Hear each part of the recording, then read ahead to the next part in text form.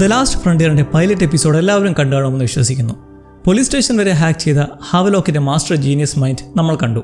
എന്തായാലും രണ്ടാം എപ്പിസോഡിലെത്തുമ്പോഴേക്ക് കാര്യങ്ങൾ വളരെ സ്പീഡായി പോയിക്കൊണ്ടിരിക്കുകയാണ്. ലാഗോ കാര്യങ്ങളൊന്നും കൂടാതെ നീറ്റായാണ് കഥ മുന്നോട്ട് പോകുന്നത്.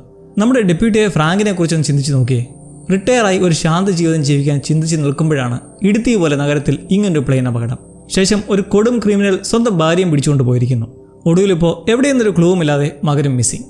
ഇത്ര ഗതികെട്ടവൻ വേറെ ആരുണ്ട് ദൈവമേ എന്ന് മനസ്സാലെ പറയുന്ന ഫ്രാങ്കിനെ അടുത്ത തലവേദന പ്രസിനോട് സംസാരിക്കുന്നത്. സ്കൂൾ ഓഡിറ്റോറിയത്തിൽ മൈക്കിന് മുന്നിലിരുന്ന സകല മീഡിയാസിന്റെയും ബഹളവും കേട്ട് ഈ എമർജൻസി സിറ്റുവേഷനെ കുറിച്ച് പറയേണ്ട ചുമതലയും ഉത്തരവാദിത്വവും അയാൾക്ക് തന്നെയാണ്. പ്ലെയിൻ തകർന്ന കുറെ കുറ്റവാളികൾ അപകടമാം വിധം നഗരത്തെ ചുറ്റിപ്പറ്റിയുണ്ട്. അതുകൊണ്ട് ജാഗരൂകരാകുക എന്നതിലുപരി പൈപ്പ് സാറയെ തട്ടിക്കൊണ്ടുപോയതെക്കുറിച്ചൊന്നും ഫ്രാങ്കിന് പറയാനില്ല. സ്വതന്ത്രനായ ശേഷം ഹാവലോക്ക് ആദ്യം ചെയ്തത് നഗരത്തിലെ പ്രധാന സെൽ ടവറിന്റെ പ്രവർത്തനം നിർത്തിയതാണ്. അതുകൊണ്ട് തന്നെ പോലീസുകാർക്കും മാർഷൽസിനുമെല്ലാം ഇപ്പോൾ കൂടുതൽ ആളുകളെയും പ്രിന്റ് മീഡിയയ്ക്ക് അത്യാവശ്യമാണ് ഈ അപകട സിറ്റുവേഷനെ കുറിച്ച് കൂടുതൽ പേരെ അറിയിക്കാൻ. ഓരോ വീടുകളിലേക്കും ദുരന്തങ്ങൾ വന്ന് കയറും മുന്നേ അവർ വാർത്തകൾ മാക്സിമം സ്പ്രെഡ് ചെയ്യേണ്ടതുണ്ട്. കാരണം സ്റ്റേറ്റിലെ തന്നെ കൊടും കുറ്റവാളികൾ ഈ കൊച്ചു നഗരത്തിനുള്ളിൽ കറങ്ങി നടക്കുന്നത് ഒരു ക്രിട്ടിക്കൽ സിറ്റുവേഷൻ തന്നെയാണ്. സ്വന്തം നാട്ടുകാരെ സംരക്ഷിക്കുന്നതിന് വേണ്ടി എന്ത് ചെയ്യാനും തയ്യാറാണ് എന്നെടുത്ത പ്രതിജ്ഞ ഫ്രാങ്കിന്റെ മനസ്സിലുണ്ട്.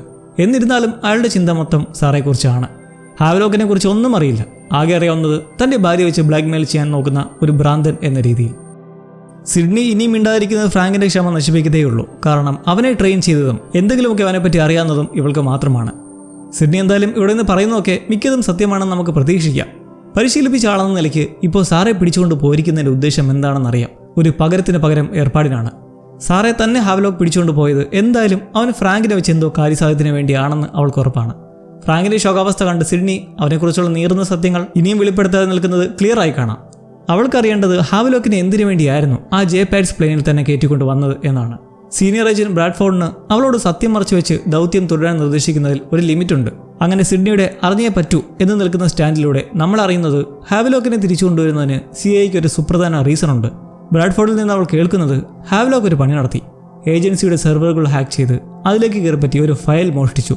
ആർക്കൈവ് 6 എന്ന പേരുള്ള ഫയൽ. CIA-ക്ക് ഏറ്റവും വലിയ വിഷയമാണിത്. ബിക്കോസ് അറ്റ്വാട്ടർ പ്രോട്ടോക്കോളിനെ സംബന്ധിച്ച വിവരങ്ങൾ അതിലുണ്ട്. അതായത് അവർ നടത്തിവരുന്ന ഇല്ലീഗൽ ഓപ്പറേഷനെ കുറിച്ചുള്ളത്. സീൻ എന്താണെന്ന് വെച്ചാൽ ഈ പ്രോട്ടോകോൾ വെച്ച് CIA പറഞ്ഞയച്ചിട്ടുള്ള എല്ലാ ടാർഗറ്റുകളുടെ പേരുകളും ഇതിൽ സ്റ്റോർ ചെയ്തിട്ടുണ്ട്. കൂടാതെ ഇനി ടാർഗറ്റ് ആക്കാൻ ഉദ്ദേശിക്കുന്നവരുടെ പേരുകളും ഭാവിയിൽ ഡിസ്പാച്ച് ചെയ്യാൻ പോകുന്നവരുടെ ഉൾപ്പെടെ ആർക്കൈവ് 6-ലുണ്ട്.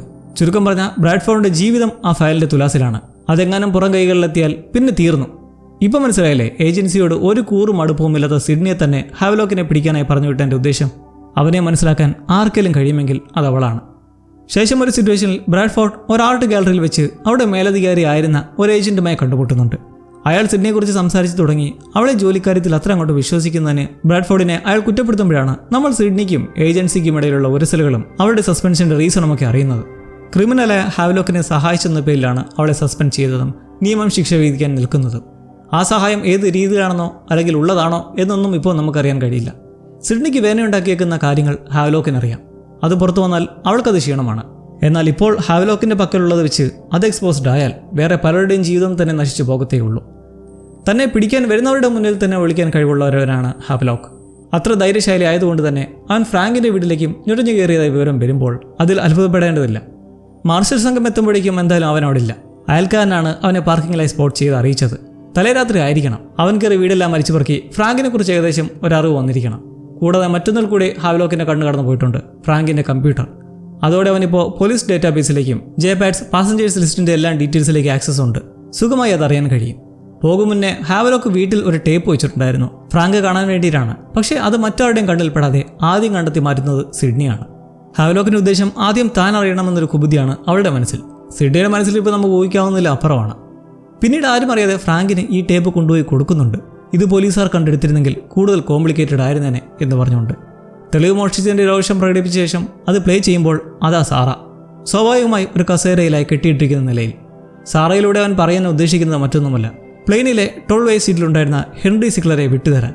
അയാളെ വൈകിട്ട് ഇന്ന സ്ഥലത്തേക്ക് എത്തിച്ചാൽ വൈഫ് തിരികെ എത്തുമെന്ന സ്ക്വിഡ് പ്രോക്കോ പകരത്തിന് പകരം പരിപാടി. ഈ പറയുന്ന ഹെൻറി സിക്ലറിനെ ഇതിനിടയ്ക്ക് മിന്നായം പോലൊന്നും കാട്ടി പോകുന്നുണ്ട്. നടന്ന് സർവേ ചെയ്ത് ഒരു റോഡിലേക്ക് എത്തി അവിടെ കാണുന്ന കാർ തടഞ്ഞു നിർത്തി അവരോടായി നേരെ പോലീസ് സ്റ്റേഷനിലേക്ക് തന്നെ കൊണ്ടുപോകാൻ പറയുന്നത്. ഇരു കൈകളും ഇല്ലാത്തത് കൊണ്ട് മെറ്റൽ ആംസ് ആണ് അയാൾക്ക്. അതിനുള്ളിലായി ശരിക്കും പണം തിരികെ കയറ്റി വെച്ചിട്ടുണ്ട്. ഒന്ന് പൊട്ടിച്ച് കുറെ കാശി വീശുന്നതോടെ ആ കാറിലുള്ളവർ അയാളെ കയറ്റുന്നുമുണ്ട്. സ്റ്റേഷനിലേക്ക് എത്തിക്കാൻ പറഞ്ഞത് തീർച്ചയായും കീഴടങ്ങാനായിരിക്കുമല്ലോ.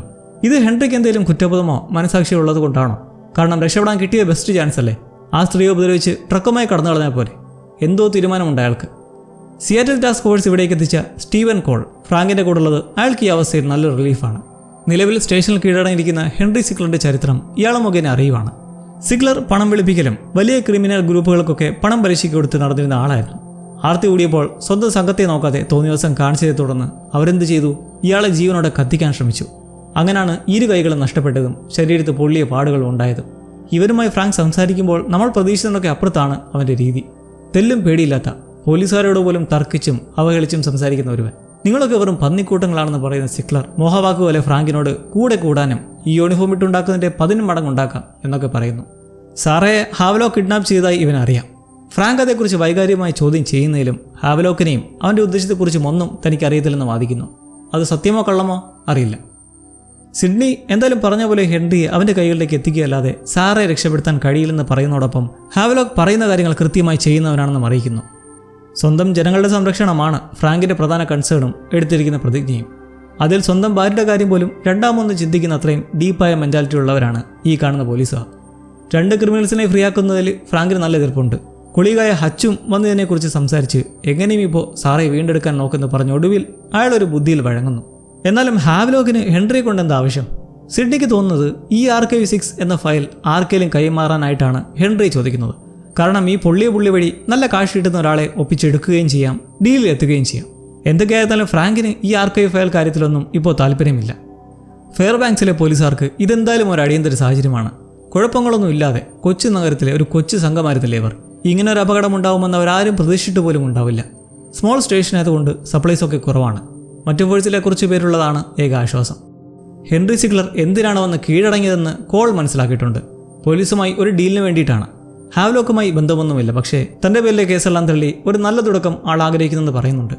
വിറ്റ്നസ് പ്രൊട്ടക്ഷനിലേക്ക് മാറ്റിയാൽ ഈ ക്രിമിനൽസിനെ എല്ലാം കണ്ടെത്താനുള്ള നിർണായക വിവരങ്ങൾ കൈമാറുന്നതായിരിക്കും. അപ്പോൾ ഹാവലോക്കിനെ കുറിച്ചൊന്നും അറിയില്ലെന്ന് ഹെൻറി പറഞ്ഞത് ഒരു കള്ളം തന്നെ. ഹാവലോക്ക് ഒടുവിൽ CIA അനോണിമസായി വിളിച്ച് സംസാരിക്കുന്നുണ്ട്. ബ്രാഡ്ഫോർഡിനോടായി അവൻ പറയുന്ന ഒരു സംഭവം, ഡെഡ് മാൻ സ്വിച്ച്. എല്ലാ 72 മണിക്കൂറിലും പാസ്വേഡ് അടിച്ച് ലോഗിൻ ചെയ്യുന്ന ഒരു പ്രോഗ്രാം ചെയ്തിട്ടുണ്ട്. ഇത് ഹാവലോക്കിൻ്റെ ഒരു സ്വയരക്ഷയാണ്. എങ്ങനെയെന്നാൽ ഇതുമായി കണക്ട് ചെയ്തിട്ടുള്ളത് ആർക്കൈവ് 6 ഫയലാണ്. ഹാവലോക്ക് 72 മണിക്കൂറിനുള്ളിൽ എപ്പോഴെങ്കിലും ലോഗിൻ ചെയ്യാതെ വന്നാൽ ഓട്ടോമാറ്റിക്കായി ഈ ആർക്കൈവ് ഫയൽ നിരവധി പേരുടെ അടുക്കലേക്ക് എത്തും. അതും ബ്രാഡ്ഫോർഡിന് കൺട്രോൾ ചെയ്യാവുന്നതിലും അപ്പുറം പേർക്ക്. ഈ പ്രോഗ്രാം ഹാവലോക്ക് സ്വന്തം ജീവന്റെ സുരക്ഷയ്ക്ക് നിർമ്മിച്ചിരിക്കുന്നത് ഇപ്പോൾ അടുത്ത തൊല്ലയാണ്. ഹാവലോക്കിനെ തൊടാൻ പറ്റാത്ത സിറ്റുവേഷൻ. അവൻ്റെ ഈ ചലനങ്ങളെല്ലാം നിസ്സഹായമായി ഇരുന്ന് കാണുന്ന പാവം സാറയും. അവൾ ഒരു തരത്തിൽ കെട്ടഴിച്ച് അവനെ ആക്രമിച്ച് രക്ഷപ്പെടാൻ ശ്രമിക്കുന്നതിലും വീണ് ബോധം പോകുന്ന അവർ ഉണർന്നു നോക്കുമ്പോൾ പിന്നെയും അവിടെ തന്നെ. സാറയോടുള്ള ദേഷ്യത്തിൽ അവനൊരു ബോക്സ് എടുത്ത് വെക്കുമ്പോൾ ഫ്രാങ്കിൻ്റെ ബുദ്ധി എന്തായാലും മറ്റൊന്നുമല്ല. ഹെൻറി എന്ന വേചന അയാളുടെ കൃത്രിമ കൈ മറ്റൊരാളിൽ വെച്ച് പിടിപ്പിച്ച് തല മൂടിയിട്ട് ഹാവോക്ക് പറഞ്ഞ ആ സ്ഥലത്തേക്ക് എത്തിക്കുക. അവൻ ഇതിനിടയ്ക്ക് നിഗൂഢമായി അയച്ച ഒരു വോക്കി ടോക്കി വഴി സംസാരിച്ചുകൊണ്ട് ഫ്രാങ്ക് നടക്കുമ്പോൾ എന്തിനും തയ്യാറായി പതിയിരിക്കുന്ന പോലീസ് സംഘവും. എന്നാൽ ഹാവോക്കിൻ്റെ മൈൻഡ് ഇവരെല്ലാം വിചാരിക്കുന്നതിനേക്കാൾ ബ്രില്യൻ്റാണ്. അവൻ ചിന്തിക്കുന്നത് ഇവരുടെയൊക്കെ ഒരു പടി മുകളിൽ. ഒറ്റ രാത്രി ഫ്രാങ്കിൻ്റെ വീട്ടിൽ കയറി അയാളുടെ സാധനങ്ങളിലൂടെയും കളക്ഷനിലൂടെയും ഒക്കെ കണ്ണോടിച്ചതിലൂടെ ഏകദേശ സ്വഭാവം മനസ്സിലായി. ഫ്രാങ്കിൻ്റെ ജീവിത സാഹചര്യവും അയാളുടെ ജനങ്ങളോടുള്ള സ്നേഹവും ആത്മാർത്ഥതയുമല്ല. ഇതൊക്കെ അറിഞ്ഞതുകൊണ്ട് തന്നെ ഹാവലോക്ക് ഇവരെ വട്ടം ചുറ്റിക്കുകയായിരുന്നു. അതായത് അവന് ഹെൻറിയെ വേണ്ടിയിരുന്നേയില്ല. ഇതൊരു ഡിസ്ട്രാക്ഷൻ മാത്രമാണ്. ആ പരിസരത്ത് ഇല്ലാത്ത ഹാവലോക്കിന് ആവശ്യം ഫ്ലൈറ്റിൻ്റെ ഡെക്കിലുള്ള റെക്കോർഡർ വിഷ്വൽസ് ആണ് എന്ന് സിഡ്നി കണ്ടുപിടിക്കുന്നതും വിഷമത്തോടെ പറയട്ടെ അത് വൈകി പോയിരിക്കുന്നു. ക്രാഷ് നടന്ന സൈറ്റിൽ നിന്ന് ഈ ഫ്ലൈറ്റ് ഡെക്ക് റെക്കോർഡറും മറ്റു സാധനങ്ങളും എടുത്തുകൊണ്ട് പോകുന്ന വണ്ടിയെ അവൻ ട്രാക്ക് ചെയ്ത് അവരുടെ മുന്നിലേക്ക് എത്തി കീഴ്പ്പെടുത്തുന്നു. ഹാവലോക്കിന് വേണ്ടിയിരുന്നത് ഫ്രാങ്കിനെയും സിഡ്നിയെയും മാറ്റി നിർത്തി ആ റെക്കോർഡറിൻ്റെ മെമ്മറി ചിപ്പ് കൈക്കലാക്കുക എന്നുള്ളതായിരുന്നു. അതവൻ ഗംഭീരമായി നടപ്പാക്കുകയും ചെയ്തു. എന്നാൽ വേണമെങ്കിൽ വണ്ടിയിലുണ്ടായിരുന്നവരെ ഹാവലോക്കിന് തീർക്കാമായിരുന്നു. പക്ഷെ അവനത് ചെയ്തില്ല. നമ്മുടെ വില്ലൻ്റെ ധാർമ്മികത വ്യത്യസ്തമാണെന്ന് മനസ്സിലാക്കാം. സത്യത്തിൽ എന്താണിവൻ? ഒരു കൊച്ചു ഫ്ലാഷ് ബാക്കിലേക്ക് നോക്കിയാൽ ആളുകളെ മാനസികമായി ബലപ്പെടുത്താനും മോട്ടിവേഷൻ നൽകാനും ശ്രമിക്കുന്ന പ്രൊഫസറെ പോലെ ഒരാൾ. അത്തരത്തിലൊരു ലെക്ചർ എടുത്ത് നിൽക്കുന്നിടത്തേക്ക് സിഡ്നി എത്തി അവനെ അവൾ ഇംപ്രസ് ചെയ്തു. എങ്ങനെ? അവൻ്റെ ടോപ്പിക്കുമായി ബന്ധപ്പെട്ട് പല പ്ലെയിൻ ക്രാഷുകളുടെയും വിവരങ്ങൾ സംസാരിച്ചുകൊണ്ട്. പരിപാടി കഴിഞ്ഞ് അവൾ പരിചയപ്പെട്ടു. ഒരു വ്യാജപ്പേരും വ്യാജമായ ജോലിയും പറഞ്ഞ് അവനെ കോഫിക്ക് ക്ഷണിച്ചു. എന്നാൽ ഹാവലോക്കിന് അധികം സമയം വേണ്ടി വന്നില്ല. അവളുടെ നോട്ടവും ആറ്റിറ്റ്യൂഡും വെച്ച് മനസ്സിലാക്കി അവൾ ഏജൻസിയിൽ നിന്ന് വന്ന ആണെന്നും അത് CIA ആണെന്നും. ഹാവലോക്കിൻ്റെ കഴിവ് മനസ്സിലാക്കി സിഡ്നി ആ രഹസ്യ പ്രോട്ടോക്കോളിന് വേണ്ടിയിട്ട് റിക്രൂട്ട് ചെയ്യാൻ എത്തിയതായിരുന്നു അവനെ.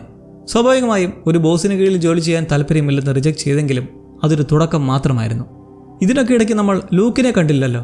അവൻ്റെ കാര്യം നോക്കിയാൽ ക്യാബിനിൽ ഒരു മനോഹര രാത്രി കഴിച്ച ശേഷം രാവിലെ എഴുന്നേറ്റ് വിശന്ന് തുടങ്ങിയ കീരയുമായി വണ്ടിക്കടുത്തേക്ക് എത്തുന്നെങ്കിലും അത് പഴയ പോലെ തന്നെ സ്റ്റക്കാണ്. മഞ്ഞൊട്ട് പോയിട്ടുമില്ല. വണ്ടിയിലായി ആവശ്യമായി പരിക്കേറ്റ് കിടക്കുന്ന ഒരാളെ കണ്ട് അവർ ക്യാബിനിലേക്ക് കൊണ്ടുപോയി ഒന്ന് കെയർ ചെയ്തു. പ്ലെയിൻ ക്രാഷും ചുറ്റും ക്രിമിനൽസിൻ്റെ അയ്യരുകളിയാണെന്നൊന്നും ഇവരറിഞ്ഞിട്ടില്ല എന്നോർക്കണം. അങ്ങനെ അന്ന് സന്ധ്യാസമയത്തോടെ ഫ്രാങ്കിൻ്റെ സാധ്യത വെച്ച് മറ്റൊരു ഓഫീസറായ ക്ലിൻറ്റ് ഇവിടേക്ക് എത്തിയപ്പോൾ വെട്ടം കണ്ട് ഇക്കാര്യം ഫ്രാങ്കിനെ വിളിച്ച് പറഞ്ഞ് പേടിക്കാനൊന്നുമില്ല, ശാന്ത അന്തരീക്ഷമെന്ന് പറഞ്ഞു. എന്നാൽ അതിനുള്ളിൽ ഇനി എന്താ നടക്കുന്നതെന്ന് കണ്ടറിയാം. ഫ്രാങ്ക് നിൽക്കുന്നത് ആ വാൻ്റെ സ്പോട്ടിലാണ്. അവരവിടേക്ക് എത്തിയപ്പോഴേക്കും ഹാവ്ലോക്ക് ചെയ്യേണ്ടതെല്ലാം ചെയ്തിട്ട് പോയിരുന്നു. ആ സമയത്തെ സിഡ്നിയുടെ ദേഷ്യം തരിച്ചുകയറിയുള്ള ആ നിൽപ്പൊന്ന് കാണണം.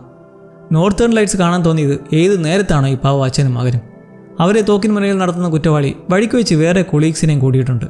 ഈ ക്രിമിനൽസിൻ്റെ പിടിയിൽ നിൽക്കവേ കിട്ടുന്നൊരു തക്കത്തിന് അച്ഛൻ മകനോട് ഓടി രക്ഷപ്പെടാൻ പറയുന്നുണ്ട്. അവനാരും കാണാൻ രക്ഷപ്പെടുന്നുമുണ്ട്. പക്ഷേ ഇക്കാര്യം ആ ക്രിമിനൽസ് അറിഞ്ഞാൽ പാവം അച്ഛൻ്റെ വിധി എന്താകും?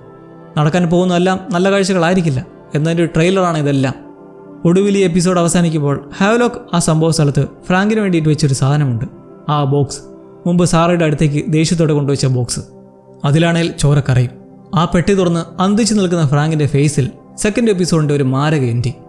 ഇനി എന്താകുമെന്ന് നമുക്ക് വൈകാതെ കാണാം. അപ്പോൾ see you lovelies, take care.